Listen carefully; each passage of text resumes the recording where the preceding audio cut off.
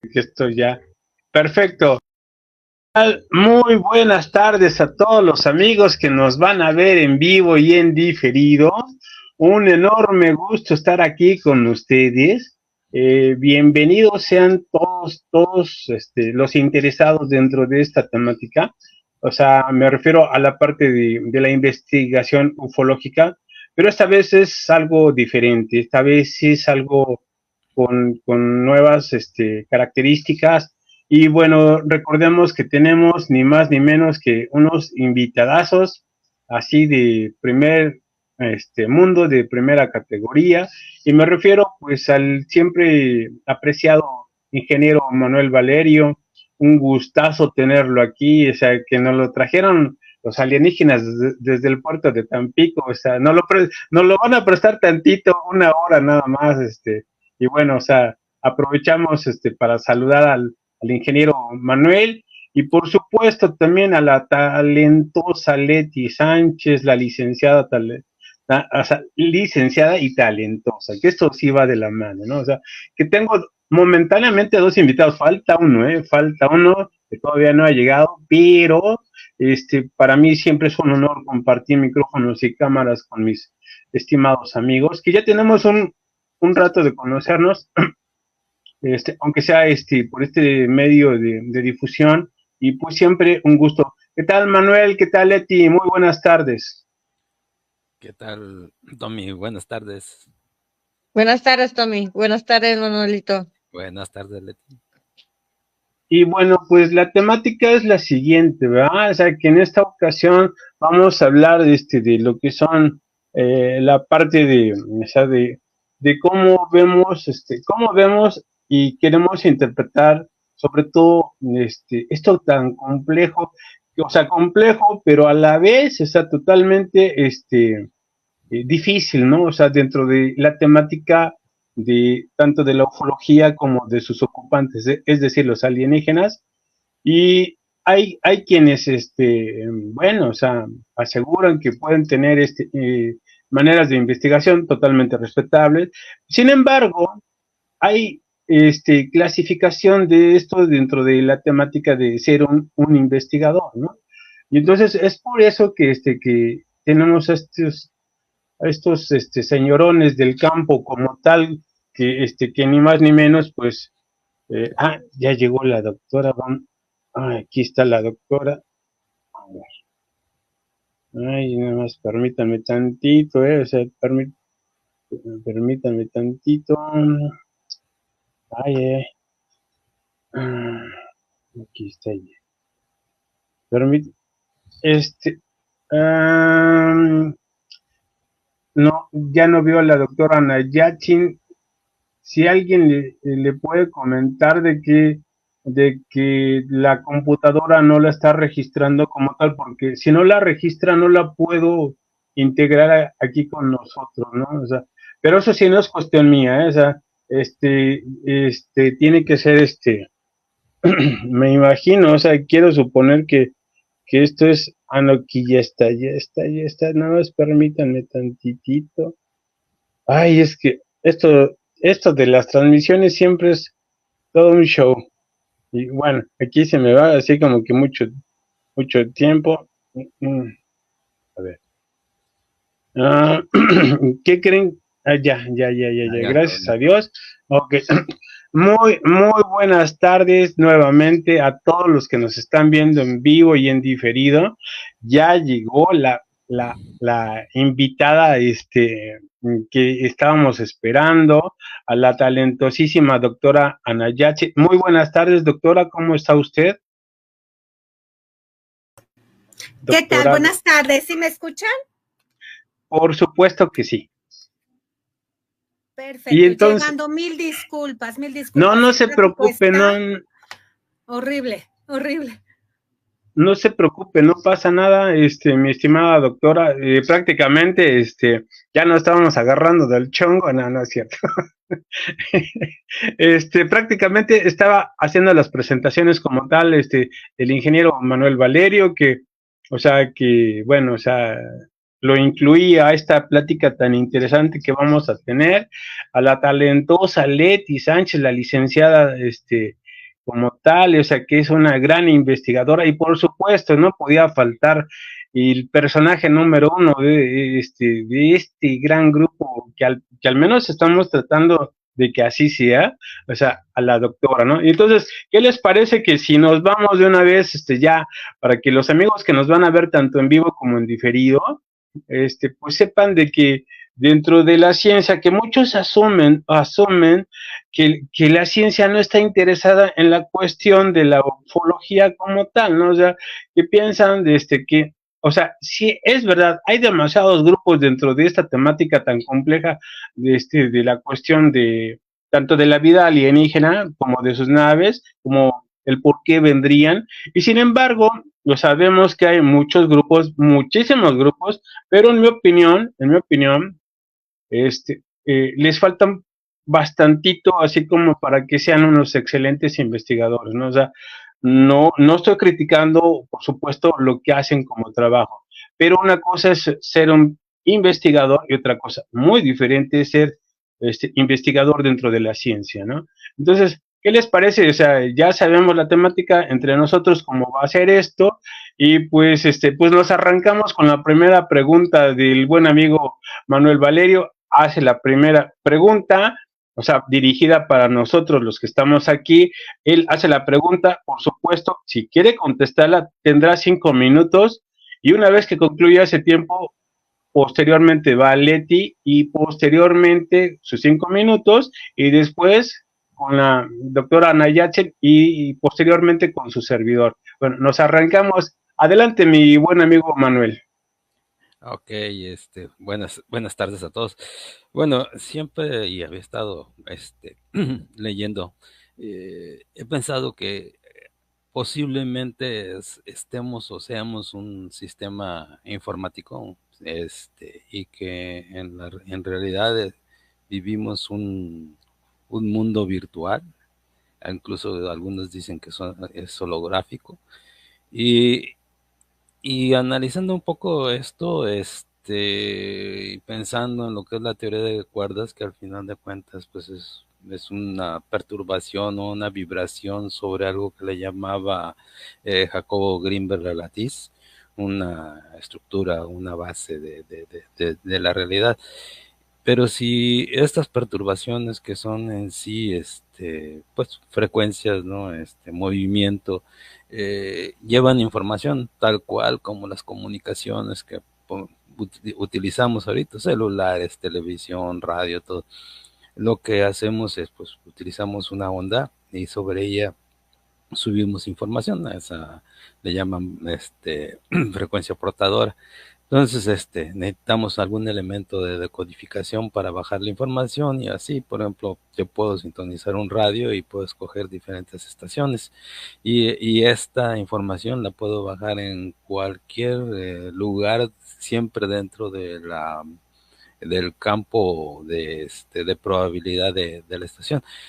Pero para nosotros pues, lo importante es esa información y podemos estar oyendo el radio, las noticias, canciones, además, o podemos estar viendo una televisión. Incluso ya se ha llegado a transmisiones como cuando el Mundial de Rusia, desde San Petersburgo hasta una parte de Europa, donde pues tuvieron en el panel ahí enfrente, aparentemente físicamente a un jugador, pero estaba haciéndose a través de holograma, ¿no? Y pues uno ve la transmisión del video y pensaría uno que está ahí en Europa y no, está en el vestidor en San Petersburgo. ¿No seremos alguna especie ¿cómo se llama? De sistema de información y todo lo que vemos en realidad son información que está ahí en ese mundo informacional? Esa es mi pregunta, espero se haya entendido.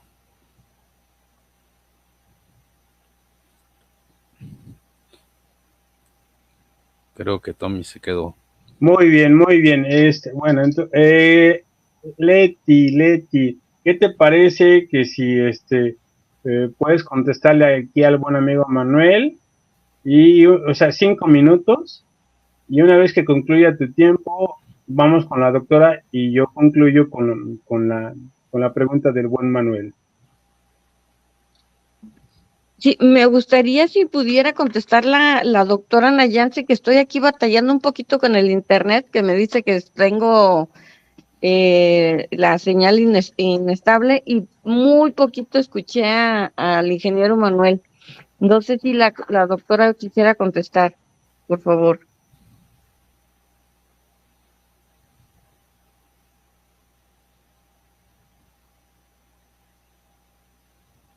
Oh, bueno, o sea, mi A ver, estimada ya, doctora, ok, ya, ya. adelante.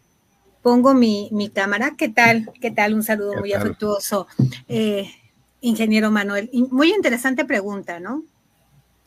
Bueno, desde la parte de la perspectiva científica, en donde vivimos en esta hipótesis, ¿no? Porque realmente es una hipótesis de la simulación, viene desde la época de los filósofos. Uno de los principales filósofos que se planteó esta hipótesis de simulación fue el filósofo Nick Bostrom, ¿no? Y él sugiere que una civilización avanzada pues tiene la suficiente capacidad computacional para crear simulaciones detalladas, ¿no? Y que los habitantes, bueno, no estaríamos conscientes que vivimos en esa simulación. Y entonces él empieza a meterse en esta cuestión filosófica de la naturaleza de nuestra realidad. Eso es interesante porque esta hipótesis no está planteada desde la base física, ¿no? Desde la ciencia dura, sino desde la parte filosófica del ser antropogénico. Pero si lo vemos desde esta parte de la ciencia física dura, de la ciencia práctica, en donde nos metemos a un laboratorio, en donde medimos, etcétera, pues realmente no tenemos pruebas concluyentes de que nosotros somos parte de esa simulación. El doctor Jacobo Greenberg, él es un caso muy interesante porque él era un científico duro, y que se pasó al área de las ciencias sociales. Él era un psiquiatra dentro del área de la medicina y empieza a adentrarse en el área de las ciencias sociales y estalla su curiosidad cuando se encuentra con Pachita y empieza él a meterse en esta cuestión de la simulación, de la Matrix. Y desde su perspectiva, el ser antropogénico puede modificar su realidad. Un claro ejemplo y que me toca mucho retomarlo y que vengo de ahí, del Centro Médico Nacional La Raza, de la parte de oncología, y que empecé yo a leer libros en la biblioteca, menciona que cómo se puede combatir el dolor, porque en enfermedades de cáncer el dolor es lo que nos tumba, ¿no? Y una parte menciona esto, que nosotros podemos modificar nuestra realidad y controlar el dolor desde esa parte de la simulación. Entonces, me parece que el tocar este tema de una simulación dentro de la Matrix son casos importantes dentro de la medicina. Es decir, desde la parte filosófica del área de las ciencias sociales, poderlo pasar a algo que podamos medir, que podamos registrar, y entonces ahí sí podríamos tener esta parte que les menciono, que no hay suficientes registros, ¿no? Es una idea fascinante y abre debate, ¿no? Es debate para temas de reflexión del conocimiento humano y que nos pone a pensar, bueno, ¿realmente yo vivo esta realidad? ¿Estoy viviendo esta realidad? Yo puedo decir sí, porque a mí me duele, porque me está doliendo esta realidad, porque estoy disfrutando esta realidad. Pero ¿qué tal si hay una inteligencia superior que me está modificando y nosotros así mismos estamos haciendo, y me voy hacia la inteligencia artificial, ¿no? Y que también es un tema de debate. ¿Qué tal si también nosotros somos esos seres inteligentes y que estamos creando simulaciones con la inteligencia artificial, con estos chats de inteligencia artificial, y que ellos no tengan la conciencia de que son creados por nosotros? Pero bueno, esa sería mi opinión. Muchísimas gracias. Gracias. Muchas gracias. Leti, te toca contestar.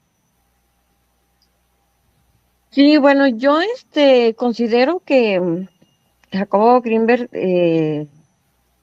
tal como lo dijo la doctora, pues fue un psiquiatra que se adentró a ciertas investigaciones que difícilmente podemos entender quienes no somos científicos y que, bueno, a pesar de que se dan explicaciones y hay una serie de videos que explican, hay una terminología que en lo personal yo lo siento un poco complicado, pero se logra entender algo sobre los estudios que realizaba este doctor, este científico Jacobo, de lo que a mí siempre me ha causado mucho interés en él, son todos estos estudios que realizaba dentro de la universidad para demostrarlos y que al final no pudo porque desaparece.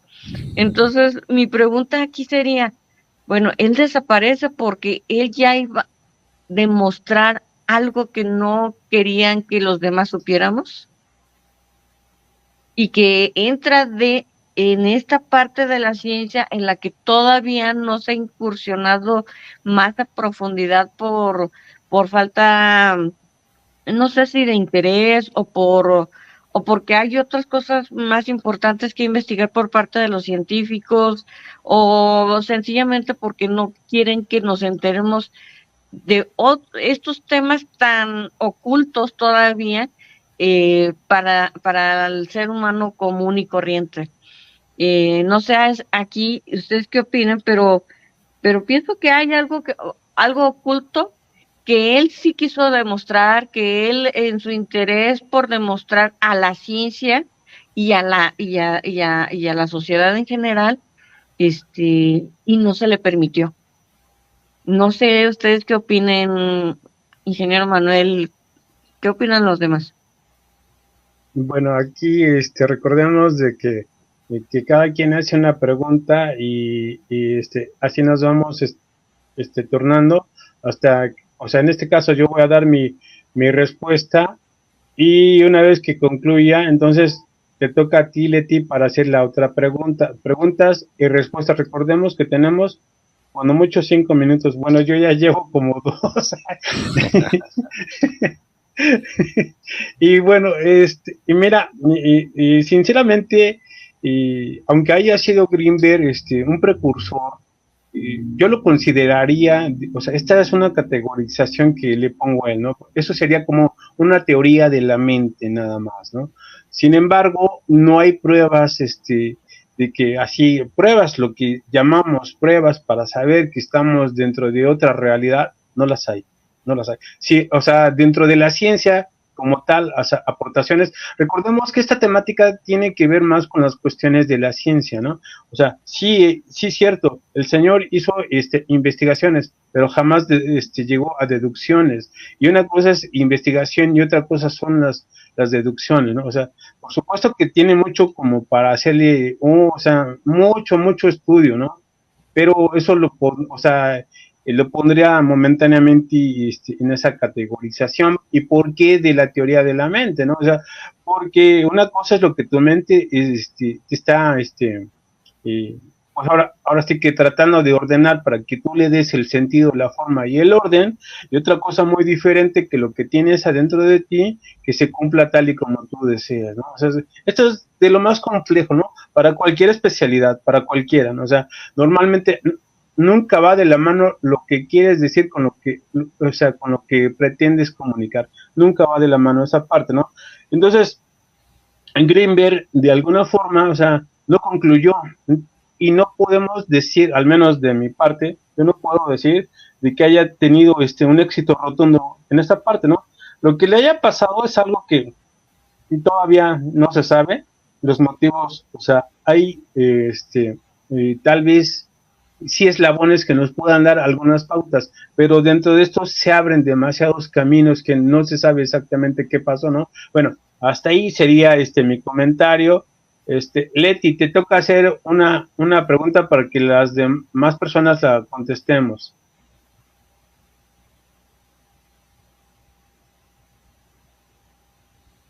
Creo que no nos escucha. Sí, los escucho muy mal, de verdad. Estoy aquí sufriendo una disculpa muy grande porque no sé si es el internet o algo, pero los escucho bastante mal. Pero bueno, comprendo que me toca hacer la pregunta.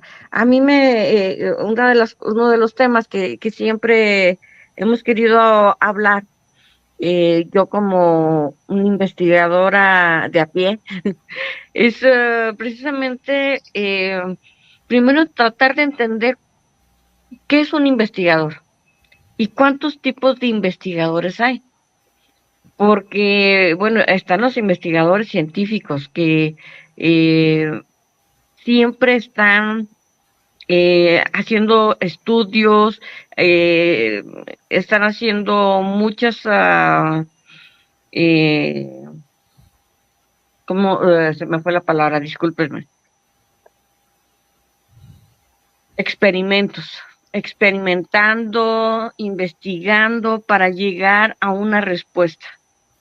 Pero también los mismos científicos tienen métodos diferentes para llegar a las respuestas. Hay diferentes tipos de científicos que a mí me gustaría que la doctora nos dijera cuántos tipos de científicos investigadores conoce. Ella que tiene toda esta preparación como científica, una doctora científica, me gustaría si ella nos pudiera contestar cuántos tipos de científicos investigadores podemos nosotros conocer en el campo de la investigación, no solo en la investigación que nos interesa a nosotros de la ufología, sino de la investigación en general. ¿Cuántos podemos nosotros conocer y en cuál podríamos en sí encuadrar a Jacobo o otros investigadores científicos que a la fecha están haciendo investigaciones que nos están dando la pauta para un futuro prometedor de un cambio en nuestro planeta que pueda estar mejor? No sé no sé si la doctora nos pueda contestar esto. ¿Contesto, Tommy? Sí, adelante, doctora. Ya la señalaron. Sí, un favorzote. Nada más márcame tiempo porque me sigo como hilo de media. Yo sí no respeto los 5 minutos, córtame, no, por favor. Aquí van a ser 5 minutos, no se preocupe. Sí, por favor, córtame. Bueno, qué buena pregunta, Leti, ¿no? Porque sí, yo he visto en diferentes grupos de ufología que, pues sí, como que caen pues lo voy a decir, en falacia, ¿no? En qué es un investigador. Y me voy a montar en mi área, que es la ciencia, ¿no? Bueno, la definición de un investigador científico es aquel profesional dedicado a la relación de los estudios, experimentos, como bien mencionas, y que su objetivo principal es adquirir nuevos conocimientos, validar teorías, comprobar hipótesis, desarrollar tecnología, resolver problemas específicos que adolecen a la sociedad, porque un investigador científico está al servicio de la sociedad. Que quede bien claro que un investigador científico es un servidor público, nos debemos a la sociedad. No trabajamos para nosotros, trabajamos para la sociedad. Eso es un verdadero científico y Tesla lo dijo.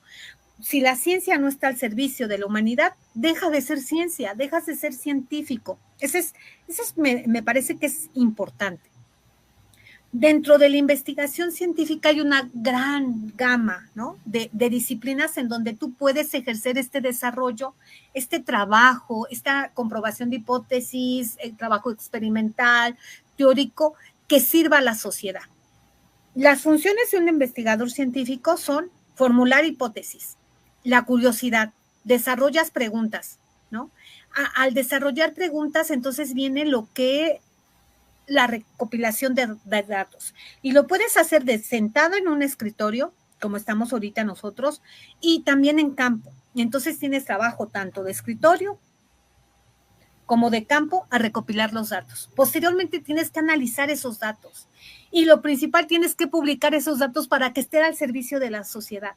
Pero algo principal es la revisión de pares. Tu trabajo tiene que ser criticado, desmenuzado, tirarte tus hipótesis y tú defenderlas con uñas y dientes, porque al estar entre pares, es decir, aquellas personas que están dentro de tu área, te revisan y ellos tienen la experiencia y Otra cosa importante, montarte a hombros de gigantes para ver más allá, es decir, el estado del arte, la revisión de otros trabajos que sustenten el tuyo. Hay muchos tipos de investigadores científicos y se van a clasificar dentro del área de conocimiento. Están, por ejemplo, los investigadores en ciencias naturales, en esas ciencias duras físicas, como lo es una servidora, geofísica, meteorología, climatología, modelación climática extraplanetaria. Están los biólogos, los físicos, los químicos, todos ellos, ¿no? Los geofísicos, etcétera. Están los investigadores en ciencias sociales como Tommy, ¿no? Que están los psicólogos, los sociólogos, los economistas, él mismo dentro de su carrera, los antropólogos, los lingüistas.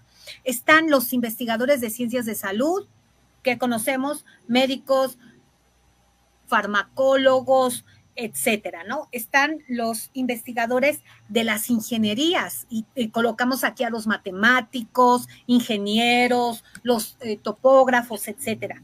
Y cada una de esas áreas va a tener un enfoque metodológico. Y dentro de este enfoque metodológico puedes trabajar, como lo mencioné, en forma teórica, revisando en esos modelos, por ejemplo, una servidora haciendo estos modelos climáticos extraplanetarios, revisando cada uno de los datos. Posteriormente me puedo ir a un experimento para ver si corre mi modelo. Y entonces viene también esa investigación aplicada a campo. Me voy con los agricultores a ver si realmente mi planificación agrícola está basada y está enfocada bien en el campo, ¿no? Que está sirviendo. Tenemos también por sector de actividad, tenemos a los investigadores académicos, aquellos que están trabajando en las universidades, que hacen investigación, pero que también dan clases y enseñan. Y una servidora se colocaría dentro de esta área. Están los investigadores industriales que están trabajando en empresas, pueden ser particulares, y están trabajando y desarrollando productos para la sociedad. Están los investigadores gubernamentales, aquellos investigadores, por ejemplo, hay meteorólogos que trabajan en Conagua, ¿no? Y pertenecen al gobierno. Y están aquellos investigadores independientes que hacen trabajos de investigación y que también sirven a la sociedad. Y dentro de estos investigadores independientes, podíamos, si hicieran un trabajo dentro del marco teórico, práctico de la ciencia, podían entrar. Tiempo.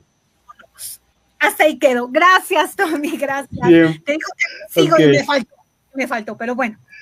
Muy bien. Manuel, vas y tienes 5 minutos. Ok. Bueno, como clasificar investigadores, pues son investigadores que están en áreas de ahora sí que de algún lugar formal de investigación, ¿no? En mi caso, pues sí, yo pertenezco a la ciencia, me desarrollé como ingeniero, ¿no? Aparte fui técnico anteriormente, tengo una maestría, estuve cursando algunas cosas en el centro en el CIMBESTAT del Politécnico, estuve en un centro de investigación de estudios avanzados de apoyo nada más, ¿no? Y vi cómo se hacían investigaciones, cómo son de duro, por ejemplo, los japoneses, donde dicen, pues ya el día de hoy se terminó el trabajo, ¿no? Y pues ya no hay nada que hacer, y decían los que tenían de apoyo, pues ya nos vamos, ya se terminó, y pues ellos dicen, no, ¿cómo que te vas? Espérate, y sacan un montón de revistas de ciencia, ¿no? Y de diferentes trayectorias de investigación, ¿no? Pero sobre lo mismo. Y dicen, póngase, siéntese y estudie de aquí desde las 2 de la tarde que yo no había trabajo hasta las 8 de la noche que termina, vas a estudiar todas las vertientes de investigación. Algo se te va a pagar, algo va a salir nuevo. Entonces, ellos nunca dejan de estar investigando o estudiando algo referente. Pero eso ya lleva un estudio formal donde se lee, se hacen pruebas y se sacan resultados, luego esos datos se vacían y pues se hacen a veces curvas y se van sacando, ¿cómo se llama? Pues la trayectoria de la curva y a lo mejor sacas una fórmula y bueno, ya son un montón de cosas, ¿no? Utilizan muchos aparatos. Pero esa es una investigación formal, ¿no? Hay investigadores que pues como los pensadores, ¿no? Que se hacen una investigación, pero lo piensan, ¿no? Y yo admiro a los griegos porque sin fundamentos científicos pensaron cosas que ahora estamos planteando, ¿no? Como el caso de Greenberg y la realidad, pero pues también ya creo que Platón o Aristóteles el que hace el mito de la caverna, ¿no? También el caballo alado que se cae y un montón de cosas, ¿no? Donde van hablando, pero son pensadores. Incluso ese método de pensamiento es utilizado por los grandes científicos y pues ahí tenemos a ¿cómo se llama? A Rödinger. Rödinger hace como un laboratorio mental dentro de sí y piensa en su gato, ¿no? ¿Y qué pasaría con el gato? Y hace todo una historia del gato, si el gato está vivo, está muerto, y actualmente pues, la computación cuántica utiliza los estados superpuestos de los que habla Rödinger ahí, ¿no? Y se habla de diferentes realidades, y se habla de posibilidades, es un montón de cosas de un simple experimento mental. No tenía un laboratorio como para poder comprobar eso, más sin embargo él lo pensó y tal vez no lo podamos comprobar en un método experimental, más sin embargo lo estamos usando ya en la computación cuántica. Son cosas que pues a mí me admiran. En mi caso, pues digo yo empiezo a investigar, pero investigo para mí porque hay cuestiones que me pasaron y que quisiera tener una respuesta, ¿no? Y como pues vengo de estudiar parte de línea de ciencias, pues tengo mayor cantidad de fundamentos. Y una de ellas es qué me pasó cuando yo compré una revista y se la entrego a mi madre, luego de chamaco la presto y la pierdo y la ando buscando y un amigo me dice, ¿sabes qué? Yo también la compré, pero mis papás pues no son descendientes de la ufología y cosas así, y la van a tirar. Fui a su casa, casualmente todavía no estaba en la basura, recogemos la revista, se la doy a mi mamá y punto. Pero resulta ser que después, más adelante, en estos grupos que ando, hablan sobre esa revista y dan un año de edición. Y cuando yo reviso, porque pues se me hizo extraño, pues resulta que yo compré la revista 3 años antes de que se editara. Y tuve 2 ejemplares en mis manos. Tiempo. Ok. Mi estimada doctora, le toca hacer a usted una pregunta para que la contestemos. Perfecto, perfecto. Ahí voy, ¿eh? Bueno, yo voy a preguntar tangentemente, ¿existe la vida extraterrestre inteligente? Y quiero, si es posible, se puedan basar en estas probabilidades, ¿no? De la ecuación de Drake, en la posibilidad de vida microbiana, en la paradoja de Fermi, y que además y se pueden basar en una hipótesis que me resulta fascinante, que es la hipótesis del bosque tenebroso, el bosque oscuro. Y desde esa perspectiva quisiera oír su respuesta. Bueno, voy a contestar mi propia pregunta y espero que también me la puedan contestar, ¿no? Y otra vez basada desde la perspectiva científica. Bueno, hay definitivamente, si nos basamos en la ecuación de Drake, en donde está formulada por este astrónomo en el año de 1961. Es una herramienta muy útil para estimar el número de civilizaciones extraterrestres avanzadas en las galaxias, ¿no? Y que por medio de esta fracción de estrellas que tienen la probabilidad de que surja vida, pues nos arroja un número, ¿no? Y que realmente hasta ahorita con esta ecuación de Drake, pues hay mucho descarte de probabilidad de vida extraterrestre inteligente. Tenemos también lo que les mencionaba sobre la probabilidad de vida microbiana, pues aquí se va a basar mucho en el descubrimiento de exoplanetas que tengan esa posibilidad de poder albergar vida microbiana en cuanto a esta zona tan famosa de Ricitos de Oro, ¿no? En donde estos planetas están colocados a cierta distancia de su estrella y que tienen las condiciones, ¿no? Y me parece que basándome en un ejemplo tangible, pues está el planeta Tierra, ¿no? Entonces, si yo me baso en esta probabilidad de vida microbiana, puedo mencionar que tenemos un ejemplo, el planeta Tierra. Tenemos también lo que les planteaba la paradoja de Fermi, en donde se plantea esta contradicción entre encontrar una alta probabilidad de civilizaciones avanzadas y la falta de evidencia de su existencia. Yo sé que aquí van a saltar los ufólogos, Leti quizá me cuelgue, en donde me diga, pero las fotos, los contactados, etcétera. Pero dentro del área científica, pues no hay nada que pueda contactar, ¿no? Lo dijo un gran físico. Si son abducidos y se van a una nave extraterrestre, tráiganse algo de la nave extraterrestre que podamos meter al laboratorio y medirlo. Si tienes ese contactismo, casi agarra al extraterrestre para que lo podamos ver, ¿no? Así se maneja en la ciencia. Y dentro de esta parte que les mencionaba del bosque oscuro, pues es un concepto básico en donde nos encontramos en bosque oscuro, en donde civilizaciones avanzadas, pues son los cazadores que nos están acechando y que buscan cualquier planeta para extraer propiamente esos recursos naturales, ¿no? Y que entonces estas civilizaciones que se dan cuenta que existen estas civilizaciones avanzadas que son los cazadores, se ocultan y no emiten ninguna señal para protegerse. Y por eso no hemos tenido ese contacto como tal, ¿no? Entonces, quisiera escuchar sus respuestas y de antemano, muchísimas gracias. Muy bien, bueno, pues vamos Manuel, después Leti y concluyo con la pregunta de la doctora. Adelante, mi estimado Manuel, 5 minutos. Ok. Sí, bueno, Carl Sagan decía que la ausencia de evidencia no es evidencia de la ausencia, algo así. Y también dijo otra frase, dice, haber creado el planeta Tierra para poner única y exclusivamente la vida aquí en este planeta, en todo el universo, pues el creador sería un gran desperdiciado, ¿no? Desperdicia todo el universo, ¿no? Y qué probabilidades, bueno, pues están las fórmulas de Drake, pero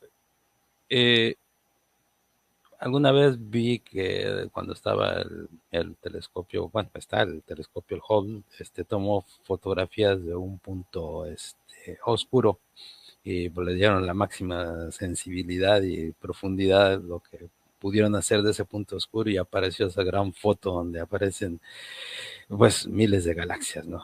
Y pues se abrió un panorama mucho más grande que pues, después siguió el otro telescopio, ¿no?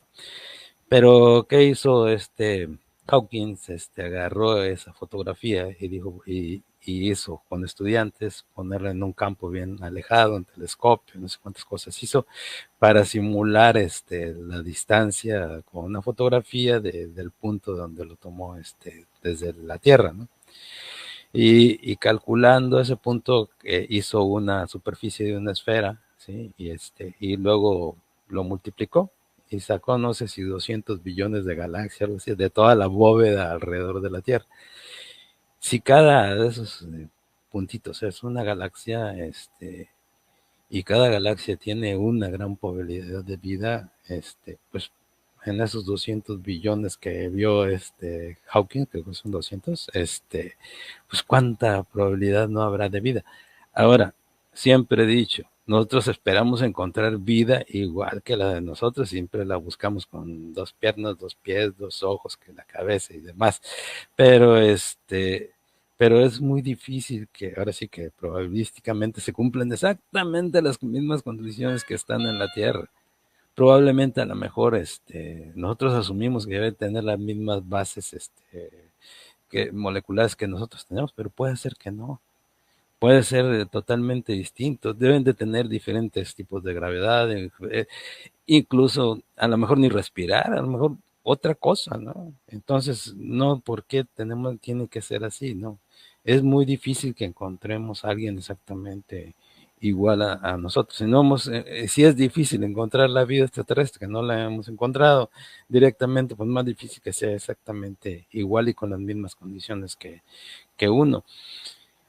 Que pienso que sí, sí puede haber y que a lo mejor utilizan algunas otras tecnologías para presentarse ante uno, proyecciones, hologramas, esta famosa, que le llamaba efecto fantasmal a distancia de Einstein,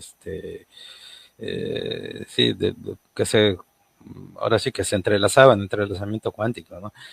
Hay muchas posibilidades, qué cosas de que no desconocemos en el universo, incluso de lo que hablaba Greenberg, la multidimensionalidad, y habla de bandas de sinergia, y nosotros estamos acostumbrados solo a 4 bandas de sinergia, pero deben existir muchísimas más, pues simplemente que nosotros estamos equipados con 3 dimensiones para percibir 3 dimensiones, aunque nuestros átomos viven en 11, y no las percibimos las demás, percibimos nada más 3, pero bueno, hasta ahí. Okay. Leti, adelante, 5 minutos para contestar. Gracias, Tommy. Bueno, yo, ¿qué pudiera contestar? Yo no creo en la vida extraterrestre inteligente. Yo estoy convencida de ello. No porque lo pueda probar, sino porque yo lo he vivido. Yo he tenido experiencias que no las he podido explicar y yo sé que tampoco las puedo comprobar. Eh, lo único que tengo son fotografías y que para la ciencia no valen. Yo siempre voy a estar de acuerdo y voy a ir de la mano siempre con la ciencia porque precisamente a mí me gustaría investigar mi propio caso, ¿no? Investigarlo con el método científico, a pesar de que pudiera decir la ciencia, oye, pero de dónde me agarro para investigar tu caso? O como el caso de miles de personas que han tenido experiencias como yo, y a lo mejor hasta más extraordinarias. ¿De dónde se agarra la ciencia? Es ahí uno de los impedimentos que tiene la ciencia para investigar y para creer en esto, ¿no? Sin embargo, hay científicos que a pesar de que no tienen de dónde agarrarse, hacen su investigación con lo que pueden, hasta donde pueden. No sé si la ciencia toda esté muy limitada o no sé si estos seres sean tan extraordinarios que nos queda muy lejos para alcanzarlos. No lo sé, pero la ciencia tiene ese impedimento, pero eso no quiere decir que un día no puedan hacerlo. Yo estoy convencida que la ciencia es nuestra mejor herramienta para trabajar en esta posible vida extraterrestre inteligente que nos visitan. No solo que sí exista en otros planetas y en otras galaxias, no, incluso que nos visitan porque podemos muchas personas decir, ¿sabes qué? Yo viví esto, no me drogo, no estaba alcoholizada, no estaba dormida, no esto, no lo otro, pero no te lo puedo comprobar. Solo está mi dicho y para la ciencia la simple palabra no es suficiente. Y yo estoy de acuerdo con la ciencia que no debe ser suficiente porque eh, entonces podríamos creer muchas cosas que realmente no existen.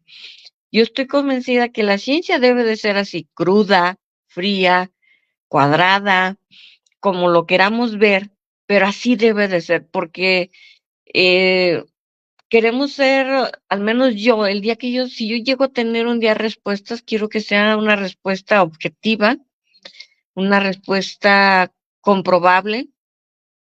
¿Y por qué? Pues porque yo sé que, que no he fantaseado y que no he estado drogada como para decir, ay, es que a lo mejor me pasé de droga y estaba alucinando. No, yo sé que no, pero finalmente quiero como demostrarme a mí y entender qué son, o sea, por qué vienen, a qué vienen. Y yo puedo decir que he visto seres, pero a mí nunca me han hablado, ¿eh? Yo, la verdad es que cuando me hablan de contactados y de que platicaron y demás, puedo decir, pues qué afortunados, cómo lo han hecho yo. A mí no me hablan, será y aquí es donde yo entraría con la ciencia. Ok, puedes encontrar seres inteligentes de otros planetas. ¿Cómo podrías tú lograr un contacto con ellos, tú científico, y lograr em,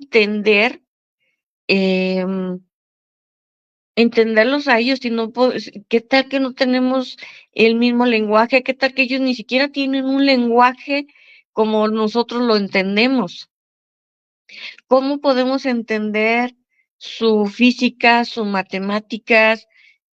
¿Cómo podemos entender cuál es incluso su sistema de vida entre ellos? Y esa es como que la parte que a mí más me interesaría de que la ciencia pudiera entrar a esto, pero como siempre yo lo he dicho, siempre decimos que los ufólogos, pero ¿cómo podemos llamarnos ufólogos si no tenemos un extraterrestre y una nave, siquiera para estudiarla? Entonces no somos ufólogos, somos investigadores del fenómeno. Y Tiempo, siempre Leti. tratamos con todos los impedimentos que tenemos como investigadores, ya sea investigadores de escritorio, ya sea investigadores de campo, ya sea investigadores de campo tomado de la mano de los científicos, que a mí eso es lo que yo quisiera que el ufólogo o el investigador del fenómeno, mejor dicho, dijera, ¿sabes qué? Bueno, yo encontré esto, pero voy con tal científico de Leti, tal rama para Leti, verificar o Leti, comprobar. tiempo, Leti, Gracias, ok. tiempo.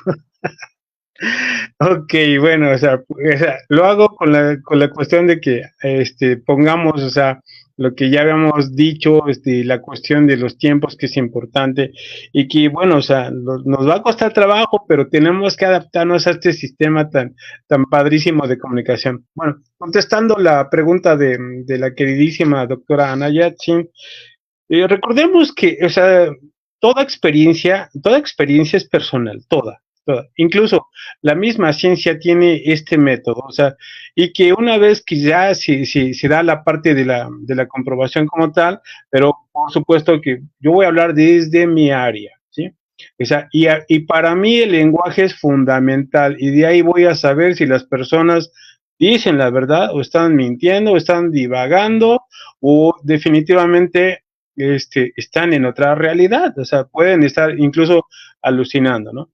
Y recordemos que tal vez para alguna ciencia una fotografía puede que no sea una prueba fehaciente como tal. Sin embargo, una imagen fotográfica compete lo que llamamos la realidad.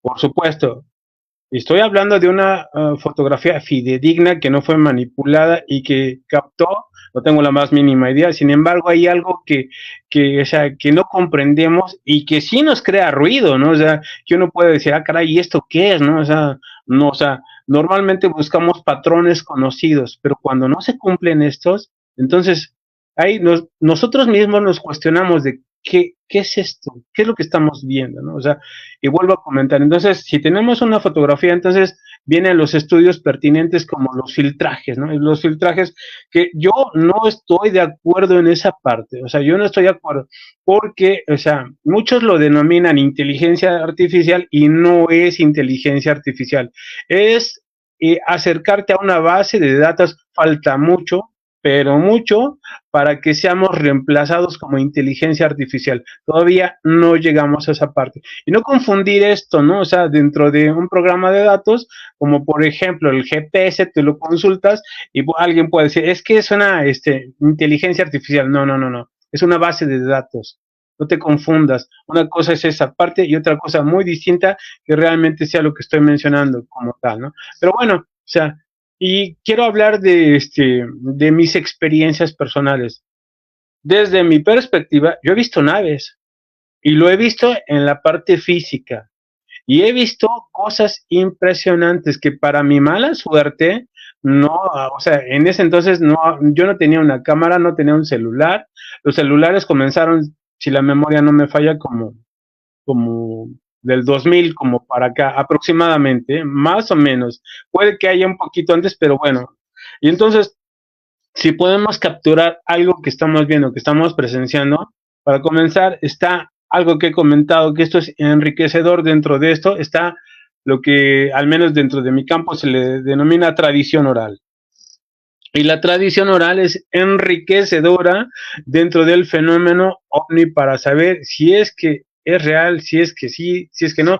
¿Y cómo sería esto? Simplemente con los conceptos, de cuando alguien está explicando, ¿no? O sea, si no es tanto lenguaje, no es tanto cultura, y te crea un conflicto del tamaño del mundo para tratar de entender qué estás viendo. Pongo ejemplo como cuando llegaron los conquistadores que no sabían lo que era un barco, no estaba en su lenguaje, y si no está en su lenguaje, no está en su cultura, y no sabían que era un barco, no lo podían denominar como tal. Ellos decían que se trasladaban, que había gente que se trasladaba en montañas que flotaban. Y no lo digo, ahí está dentro de los textos que estoy citando, y esto lo hace pues sumamente complejísimo, ¿no? O sea, pero bueno, de los casos que en lo personal a mí más me han llamado la atención, y por supuesto que ahí me tuve que echar un clavado lingüístico, fue en el caso de Betty y Barney Hill. Para mí, el caso más extraordinario que he sabido, del cual hay muchísima información, y por supuesto que se puede hacer una investigación lingüística al 100% ahí, ¿no? O sea, Betty y Barney, o sea, hay dos temas dentro de esto, o sea, interesantísimo. Una, cuando Betty memoriza el mapa de donde vienen estos seres, estamos hablando, no tuvo ningún margen de error, ningún. Cuando Carl Sagan se enteró de esto, personalmente fue a verlos y le mostraron el mapa. No había registros de dónde venían estos seres. Se tardaron casi 10 años para saber exactamente, sin ningún margen de error, así como lo estoy comentando, sin ningún margen de error, para saber encontrar de dónde venían este tipo de seres. Carl Sagan lo atribuyó como un producto de la casualidad o de la imaginación.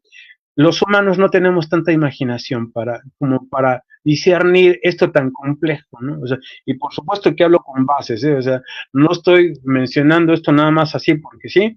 O sea, todo ser humano, sea brillantísimo o lo que sea, tenemos ciertas palabras que manejamos dentro del campo de comunicación y no excede las 150 palabras. Sea quien sea, ¿eh? De esto hay muchos estudios, y entonces por eso es que me atrevo a decir que este tipo de seres de los cuales Betty se grabó con memoria fotográfica de dónde venían, esto es impresionante, ¿eh? Para mí esto es impresionante. Y entonces ahí te das cuenta de que no fue un invento. ¿Quieren más pruebas? Por supuesto que las puedo dar, ¿no? O sea, cuando llegan corriendo, o sea, los alienígenas, y le dicen a Betty que por qué a ella no se le salen lo que nosotros denominamos dientes. Y entonces ella les tuvo que explicar qué pasaba con uno y qué pasaba con otro. Eso es concepto lingüístico al 100%. En mi opinión, creo que de las aportaciones más impresionantes que ha habido, y por supuesto citar a un agente de ciencia como Hynek, que fue el encargado del proyecto Blue Book, ¿no? O sea, tremendísimo, o sea, un científico tremendo, o sea, que al principio no creía absolutamente nada, pero después se fue convenciendo que había algo más que no podía entender. Y hay gente que también ha estudiado, o sea, dentro de las cuestiones de investigaciones serias, que se van dando cuenta que hay algo que no pueden comprender, ¿no? O sea, que es que efectivamente ya no es tanto invento. Por supuesto, hay personas que también que les gusta estar inventando, pero hay que saber discernir entre uno y otro. Y vuelvo a comentar, y con esto cierro, o sea, mis experiencias personales, yo sé lo que vi. Algunas tengo pruebas, pero de la gran mayoría no. Ese sería mi comentario. Gracias. Bueno, y para concluir cada uno, la última pregunta, mi estimado Manuel, haz la última pregunta, después posteriormente Leti, y cerramos con la doctora Ana Yatsin. ¿Cuál sería tu última pregunta, mi estimado Manuel? Tienes 5, o sea, tu pregunta Y si la quieres contestar, serían 5 minutos. A ver, mi pregunta. Una es, sería más complejo, pero hablaba de las mismas bases biológicas y recordaba yo, por ahí algo que encontraron una bacteria en un lago en Estados Unidos que fue noticia de la NASA, después, la negó, pero ya la tenía, por ahí ya la borraron, pero antes, había noticias de la NASA. Encuentran una bacteria en un lago salado de Estados Unidos. Este lago, pues, entre las sales que tienen es, ¿cómo le llaman? Decía arsénico. Entonces se les hizo extraño encontrar una bacteria dentro de agua de arsénico, ¿no? Con arsénico. Entonces la extrajeron, la pusieron en su cajita de Petri, ¿no? Y la empezaron, a observar. Pero se les ocurrió, ir agregando mayores cantidades de arsénico a la cajita. Y conforme le fueron agregando, la bacteria no se moría, sino de pronto cambió de forma. Y hablaba de que había cambiado la base algo de que le llaman la fosfatasa por arsenasa, que precisamente el arsénico es por eso tan letal para el humano, porque cuando se está en presencia del arsénico cambia el arsénico por el fosfato, ¿no? Y uno muere. Pero esta bacteria sobrevivió, y entonces decían ellos, ¿podrá existir algunos tipos de organismos diferente al de nosotros con otras bases biológicas? Hasta ahorita hemos considerado que siempre buscamos lo mismo que nosotros, pero pudiera ser que no, estaban constituidos por diferentes bases moleculares. Esa sería mi pregunta. A lo mejor existen otros seres, pero no iguales, y eso lo hablaba, ¿no? Pero bueno, hasta ahí. Muy bien, Leti, te toca contestar, tienes 5 minutos.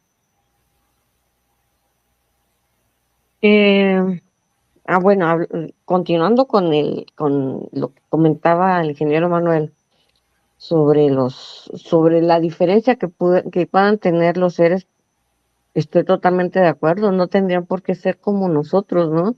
2 pies, dos brazos, 2 ojos.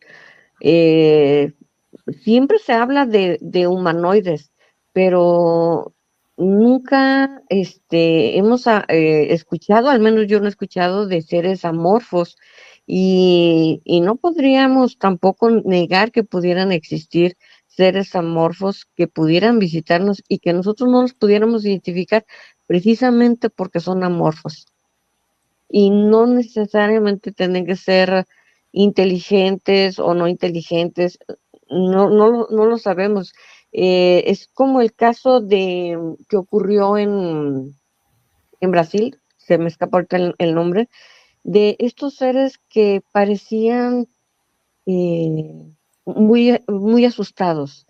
Y cuando lo abraza uno de los soldados, eran tres seres que encontraron. Cuando lo abraza uno de ellos, este ser tenía como piquitos y se le encaja en la axila a ese soldado que lo abraza, y a los 3 días muere el soldado.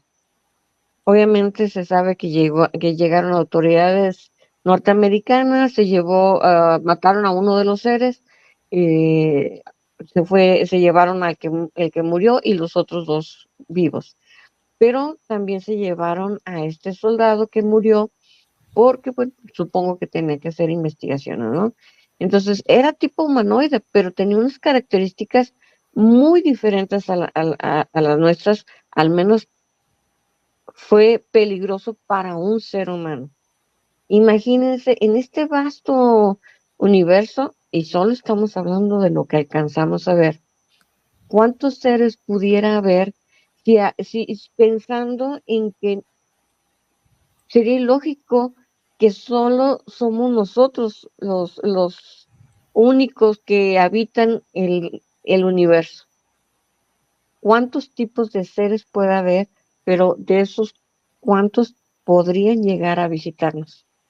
¿Cuántos pudieran estar en las condiciones o o con la voluntad de hacer un contacto abierto con toda la sociedad humana.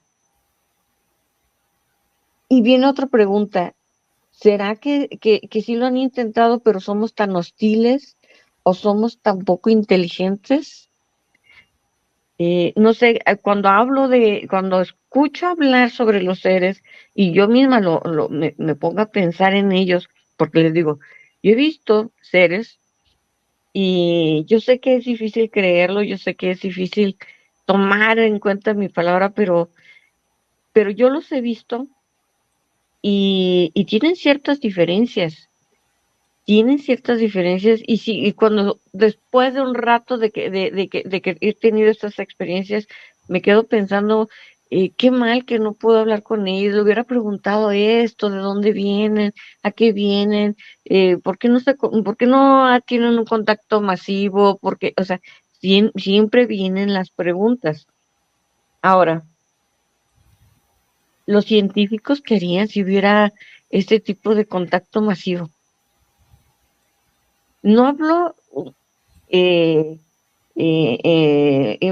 solo de los científicos. ¿Qué pasaría con los políticos? ¿Qué pasaría con los militares ante un contacto masivo de seres extraterrestres inteligentes?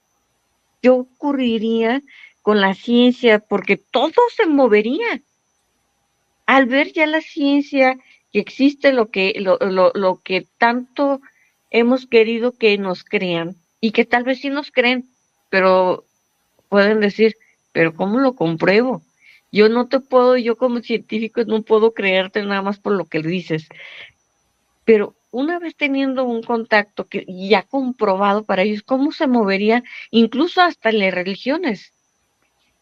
Creo que daría un giro contundente, cambiará muchas cosas, nuestra percepción, pero también entenderíamos que todo lo que se sabe hasta ahorita sobre la física y sobre la matemática en el espacio puede ser errónea. Porque si otros pueden llegar a este planeta, quiere decir que hay un método a lo mejor mucho más rápido que la velocidad de la luz. Y de tal forma que ellos están aquí, o tal vez sean seres que pues han quedado a la deriva del universo y van viajando y encontrando planetas, los conocen y siguen su camino. No sé, son tantas preguntas, tantos planteamientos, pero Tiempo, insisto, Leti. Tiempo. gracias. Vamos con la doctora Nayatsin, 5 minutos. Claro que sí. Bueno, esta pregunta del ingeniero, ¿verdad? Ingeniero, y que expuso el caso tan interesante en este lago de Estados Unidos, en donde, pues sí, esta bacteria pareciera que se reestructura con el arsénico, pues lo podemos tomar como ejemplo.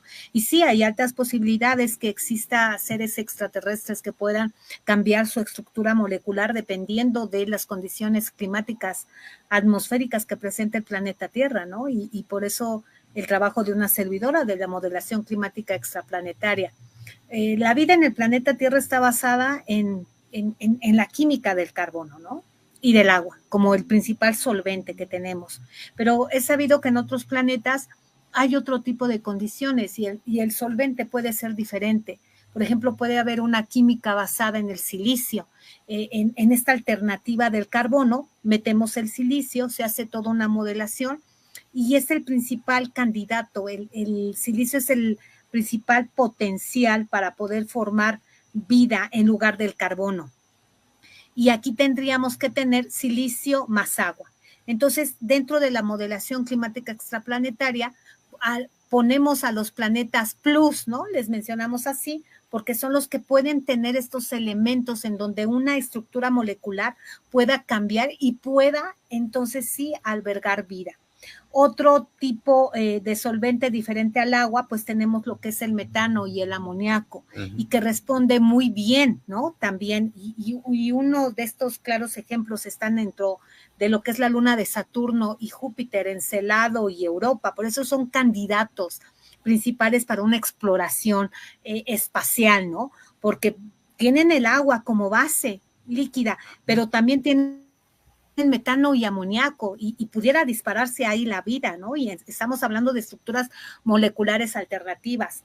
Otra, tenemos el fósforo, ¿no? Como fue en el caso que mencionaba el ingeniero, estos organismos, bueno, crecieron en arsénico, pero ¿qué pasa si yo a esta modelación climática extraplanetaria le meto fósforo? Y fue increíble ver cómo sí se reproducían, ¿no? Estas bacterias simuladas. Podemos encontrar también compuestos exóticos que estas estructuras moleculares extraterrestres pudieran responder, ¿no? Como tal. Entonces, si yo me baso en esta química y en metales, también puede haber una buena respuesta. El hierro, el níquel. ¿Cuántos experimentos no se han hecho en hierro y se han detectado bacterias que crecen por medio del hierro, ¿no? Eso también es impactante. Podemos tener condiciones extremas. Tan solo si yo me voy a las profundidades del mar, en donde no hay luz, no hay casi oxígeno, y existe vida. Entonces, me parece que eso es importante. Otro punto importante es que si yo me baso en la cuestión de la cadena, de las cadenas de ADN, en estas cadenas, que pudieran estar basadas en una información no genética. Podemos utilizar el ADN o ARN para almacenar información, pero pudiera ser que una vida extraterrestre extraplanetaria no utilice esta información genética como sucede en el planeta Tierra, ¿no?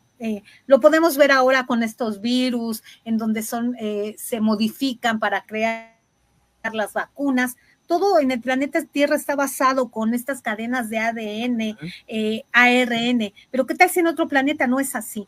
Entonces, como una conclusión a la excelente pregunta del ingeniero, es que, pues sí, hay la posibilidad de que exista forma de vida extraterrestre, extraplanetaria, con estructuras moleculares diferentes, ¿no?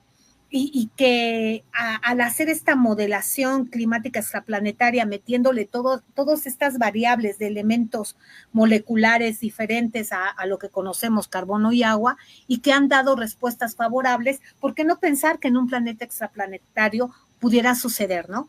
Pero si se fijan, en mi respuesta está basada únicamente en la ciencia, ¿no?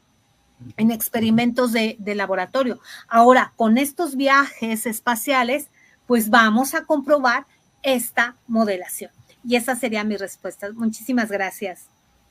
No, hombre, pues brillantísimo todo lo que estuvieron comentando aquí, los invitados, o sea, muy, muy buenos, o sea, y estamos viendo que cada uno tiene una calidad impresionante. La verdad que mis respetos, o sea, a Manuel, o sea, unas grandes respuestas, grandes preguntas, Leti también, o sea, muy apasionada, como ya lo habíamos comentado, y la doctora, no, hombre, pues brillantísimo, ¿verdad? O sea, y yo les hago la invitación por si gustan una segunda parte, que desde mi perspectiva, muy satisfecho, muy contento de estar aquí con ustedes, o sea, y creo, pues que llegamos a cosas interesantes, ¿no? O sea, les hago la invitación por si es del agrado, dentro de, pues, unos 8 días, si ustedes gustan, y nos podemos ver aquí, ojalá que acepten, ¿verdad? O sea, que eso nos haría totalmente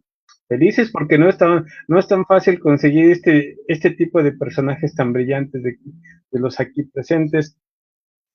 Y la verdad que todas las preguntas que hicieron muy, muy buenas, ¿no? O sea, pero no nada más eso, sino viendo la parte de divulgación, la parte de información, el cómo lo das, cómo haces que sea tan, pues tan ameno esto, ¿no? O sea, que cada uno tenemos diferentes áreas y dentro de esto, pues está una comunicación, pues muy amena, muy agradable, ¿no? Entonces, antes de despedirnos, o sea, y agradecerles personalmente a cada uno de los presentes, pues a mí en lo personal sí me encantaría volverlos a tener, ¿no? O sea, no sé si quieran, Manuel, o sea, tú que dices, te animas, no puedes, te llevan a otro universo, ¿qué pasa contigo?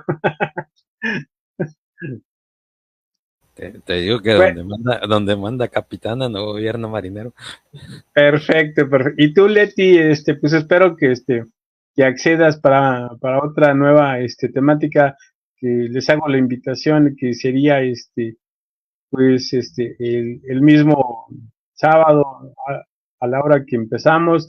Pero ¿qué opinas, Leti? ¿Estás de acuerdo o no? O sea, ¿te Estoy de dormiste? acuerdo, No, claro que sí. Si no hay per- alguna otra cosa, que se atraviese, por supuesto que sí, con mucho gusto. Estos minutos que hemos estado aquí han sido grandiosos. Lástima que mi señal, una que está débil y que por eso tuve que apagar mi cámara y los escucho bastante lejos. Pero de verdad que aquí pegándome el teléfono a la oreja, pude escucharlos lo más que pude y súper interesante todo lo que dicen. Siempre aprendo con ustedes. Por supuesto que sí, Tommy. Muchas gracias por la invitación. Ok, y usted, mi queridísima doctora, ojalá que pueda estar dentro de 8 días. Yo encantado de tenerla de invitada porque es sumamente brillante. Pero bueno, me gustaría escucharla. Claro que sí, Tommy. Yo tengo un lema. Yo estoy donde me invitan y donde me tratan con respeto. Entonces, por supuesto, y con amigos, ¿no? Y me siento con amigos. Ustedes son mis amistades. Entonces, claro que sí, Tommy. Claro, aquí estamos. Y no se diga Pues, hablar de ciencia, ¿verdad? Claro pues, que sí. pues muchas gracias, les agradezco nuevamente, les doy las gracias personal nuevamente al ingeniero Manuel Valerio, a la licenciada Leti Sánchez, a la doctora Anayat Sagrario, que es toda una eminencia, en nombre ahora sí que de los presentes, y bueno, en este caso, yo soy Tommy Donadiu, o sea, les agradecemos enormemente, gracias, hasta la próxima, buenas noches.